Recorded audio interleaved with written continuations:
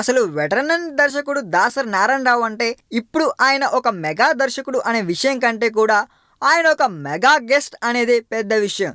దాదాపు ప్రతి ఈవెంట్కు ఆయన్ను చీఫ్ గెస్ట్గా పిలవడం, ఒకవేళ ఆయన ఏదైనా వివాదాస్పద కామెంట్లు చేయడం వంటివి చేస్తే హ్యాపీగా సినిమాలకు ఫ్రీ ప్రమోషన్ అయిపోవడం ఒక రొటీన్ ప్రక్రియగా మారింది. ఇప్పుడు మనం దాసరి పార్ట్ 2 గురించి కూడా చూద్దాం. మామూలుగా మెగా హీరోల సినిమాలంటే ఖచ్చితంగా చీఫ్ గెస్ట్లు మెగాస్టార్ లేదా పవర్ స్టార్లే ఉంటారు. ఎప్పుడైనా రేర్గా వేరే స్టార్ హీరోలు వస్తుంటారు.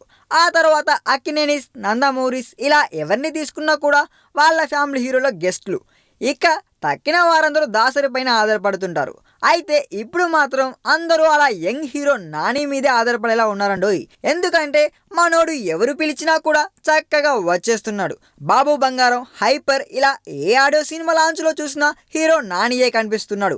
ఆ విధంగా మనోడు దాసరిగా మారిపోయాడనడంలో అతిశయోక్తి లేదు. అయితే నాని మంచితనం అనేది తన సినిమాలకు కూడా ఉపయోగపడుతుందండోయ్. ఒక సంవత్సరంలో ఏకంగా 3 సినిమా రిలీజ్ చేస్తున్నప్పుడు అస్తమానం అలా న్యూస్లో ఉంటేనే కదండి బెటర్.